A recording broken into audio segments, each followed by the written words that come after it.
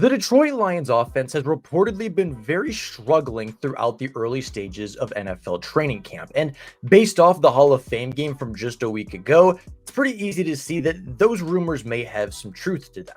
Now, that is, of course, to be taken with a grain of salt. It is the preseason. This is not the time to break out complex schemes. This is not the time to show off your best formations. And it certainly is not a make or break game for your NFL season and long term goals. So, going off of the preseason is not the best indicator, but from all reports coming out of camp, there does seem to be some connection issues when it comes to implementing the new system and the new offense. There do seem to be some struggling moments here and there, and the offense has actually had to implement different rules just because the defense has been so incredibly dominant that they have to get their reps off based on a technicality. So with that being the case, I wanted to take a look at some of the reasons the Detroit Lions could be struggling throughout the preseason and whether or not it's too early to be concerned about where the offense is heading for 2025. So before we do that, let's take a look at what the expectation is based on last year, because they were really good last year. They were the number one overall offense. They were number two in total yards.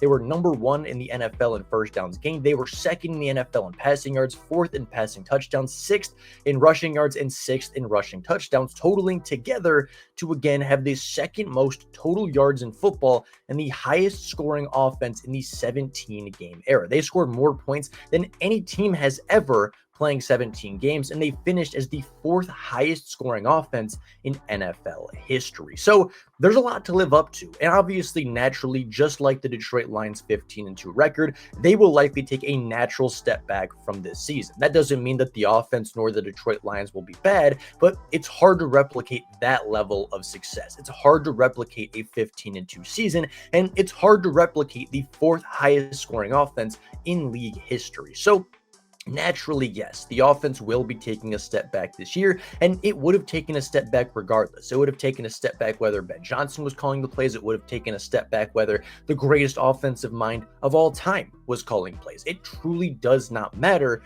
The offense is naturally going to regress, and there are a lot of reasons for it. Ben Johnson, of course, being one of them, the natural regression being another, but they also lost some key parts of the offensive line. Frank Ragnow and Kevin Zeitler both played massive roles in the Detroit Lions' offensive success a year ago, and losing two Pro Bowl, all-pro caliber offensive linemen is never going to make your offense better. Now, as I said, offensive reports say that the team, and particularly the offensive line, is struggling throughout the early stages of training camp to the point where they've had to implement the Hutchinson rule, meaning he is so dominant and he's winning his reps, he's winning and getting off blocks so quickly that they just recorded as a sack. Aiden Hutchinson essentially steps off to the side after winning his rep, and the offense continues to go through their drills. They continue to go through the rep because if not, the secondary wouldn't get enough work. The offense wouldn't get enough work to work on their timing and rhythm with the offense. And overall, they wouldn't get enough time to properly work on the new system if Aiden Hutchinson was able to blow plays dead when he won his rep and was technically getting to the quarterback and sacking him to end the drive. They've had to implement an entirely new rule because of how dominant Aiden Hutchinson has become on that defensive line for Detroit. Now, with that being said, the Detroit Lions still have a ton of talent moving into this season. They did lose a couple of offensive linemen, but they return a lot more talent. They return Jared Goff, Jahmyr Gibbs, David Montgomery, Amon-Ra St. Brown, Jamison Williams, Sam Laporta, and Penei Sewell with Taylor Decker. Most of their offense is returning, and that includes some depth players like Tim Patrick, who has been struggling throughout camp, but is a reliable wide receiver throughout his career. That includes Khalif Raymond, who, again, is not the primary weapon, but as a wide receiver 6, as a wide receiver 5, a valuable kick and punt returner, he's a big part of the offense, and he continues to make plays throughout camp as well, showing that his role is very much still alive within the team. And going through the offseason, the Lions made several additions. They added Tate Ratledge to the offensive line to bolster that unit a little bit. They added a guy like Isaac Tisla, a player that is big and fast and strong and physical at the wide receiver position and has already, one, looked good throughout the Hall of Fame game, but two, is starting to take reps with the first team offense to kind of implement himself in that system as well. He's building a rapport with Jared Goff. He's working with the other wide receivers, and he's earning a lot of time from what the coaches and really what the media has been portraying throughout camp and what is coming out. And even though it's not an offseason preseason addition, they are essentially adding another young, really talented guard in Christian Mahogany, who played 2 games a season ago looking phenomenal, but of course being in a larger scale role, being in a more, dominant role, and being a starter on the offensive line is going to essentially change the line as well. So I consider him an offseason addition because he didn't play a lot last year. He played 2 games and was phenomenal, but his role is expanded. So he is a new part of this offense that they have to plan around. And from all reports, he's been playing really well. He's been a great addition on the offensive line at that left guard position. And from all accounts, all of the rookies are playing well. And honestly, most of the offensive line is playing well as well.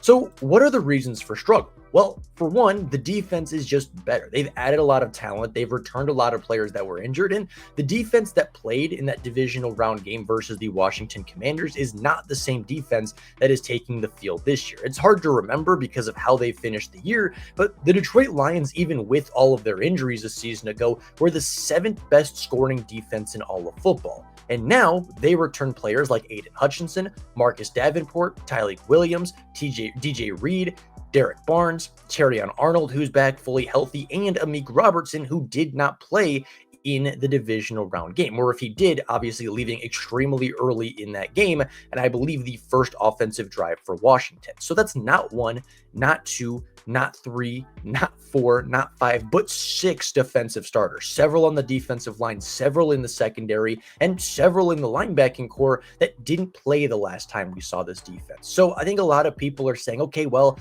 if the Detroit Lions are struggling against the defense, that's a really bad sign, when in reality, the defense last year was quite good from a scoring perspective, and they got significantly better at all 3 levels of the field, and it's just going to cause teams some panic. It's going to cause teams to really not be able to perform their best offensively against the Detroit Lions, just like they didn't early in the season.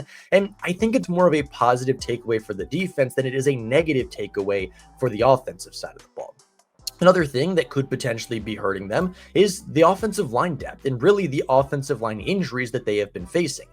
Yes, Taylor Decker has missed quite a bit of time, meaning Dan Skipper has been a large part of the starting offensive tackle rotation. He has been the guy that starts at left tackle when Taylor Decker is out. And as much as we love Dan Skipper on this channel, and as much as, Detroit Lions fans love Dan Skipper, he's not a starting offensive lineman. He's not a starting left tackle, certainly across the NFL. And not having your franchise left tackle is always going to give you issues, especially when that backup tackle is blocking Aiden Hutchinson.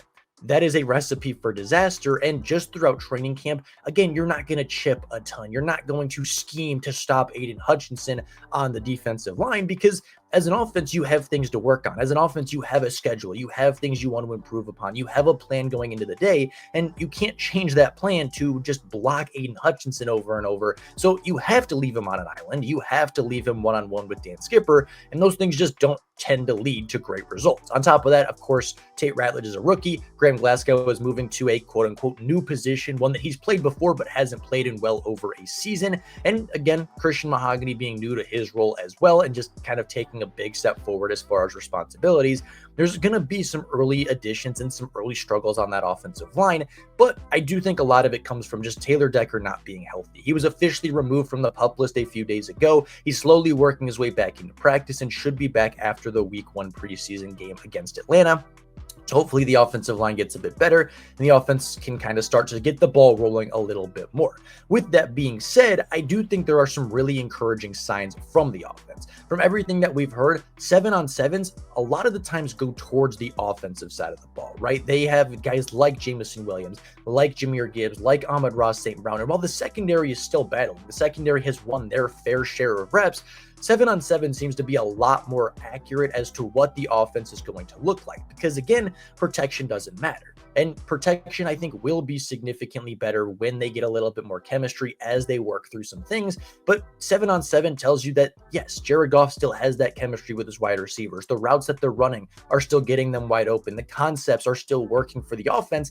They just need that protection to work, and they need that protection to be solid. And again, when Taylor Decker returns and when they're not facing a player like Aiden Hutchinson every single day, I think the offense will naturally look better from there. But again, The final point we've talked about, and the final point that we showed before, is it's training camp. It is August 7th, and it is always the narrative going into the year that the Lions offense is taking a step back. I went and looked at articles from 2023, and there are a lot that say, what's wrong with the Detroit Lions offense? Or an article that says, yes, it's early in the offseason, but the Lions offense seems to have taken a step back from a season ago. And that was the offseason going into a year where they were the highest scoring team ever in the 17-game era. That was an offseason where they scored 3 points against the Giants in the preseason, right? Their preseason opener last year, they scored 3 points, and those 3 points came on an offensive drive that resulted in negative yardage after an interception in Giants territory. So yes, the preseason is definitely not an indicator of how poor the offense has been, and reports coming out of training camp, while they very well may be true and likely are, they could potentially be exaggerated, obviously for clicks and views, but also the narrative is just a little bit different, and the circumstances and the context is a little bit different. Yes, the offense is going to look a little bit worse this year naturally because of how dominant they were a season ago. Yes, the offense is going to look a little bit rusty because it's August 7th. It is the first week of the NFL preseason. We have an entire month before the Lions starters even have to play a regular season game and travel to the road at Lambeau.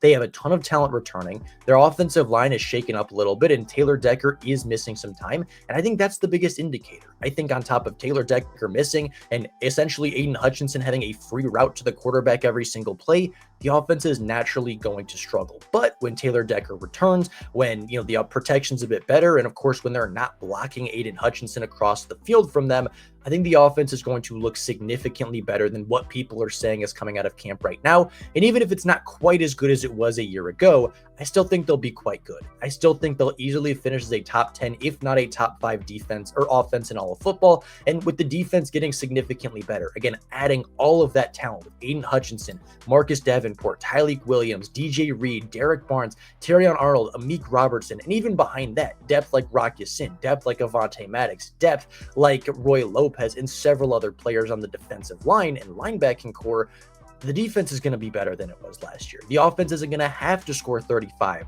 45 points to win games and be competitive in a boat race because the defense won't allow more than 20 to 23 points in a game, meaning the Lions offense doesn't have to be perfect. And they certainly don't have to be perfect early. Now, they do face quite a few high-powered offenses, right, with Baltimore and Green Bay and even Chicago potentially in the first 3 weeks, but I think that they'll be better. I think if the Detroit Lions can score 25 to 30 points in a game, that's going to put them well within the top 10 of scoring offenses in football, and with the defense being better, allowing less than 20 to 23 points per game, they're going to win a lot of football games this year. So, yes, obviously, don't ignore the fact that maybe the defense is, winning camp, and don't ignore the fact that the Lions offense is maybe off to a rusty start, but don't take too much stock into it either, because this is a team that has all of the talent. This is a team that has a ton of skill position talent, a team that is still very strong on the offensive line, a team with a good quarterback, a team with an experienced offensive coordinator, and overall just there's a lot of things going well for the Detroit Lions as opposed to reasons they may fail. So be confident going forward. And in my opinion, I don't think there's too much to worry about. But with that being said, let me know down in the comments below. Are you worried about the offense? Are you worried about John Morton's play calling? Are you worried about the offensive line? Are you worried about the connection with his receivers? What are your reasons to be concerned? I'd love to hear them down in the comments below because I think there are legitimate reasons to be worried, but I think there's a lot of reasons to be excited as well. So with that being said, that's all I got for you guys right now. Again, let me know down in the comments below your opinions on the offense. But with that being said, thank you all so much for watching. And until next time, and as always, go Lions.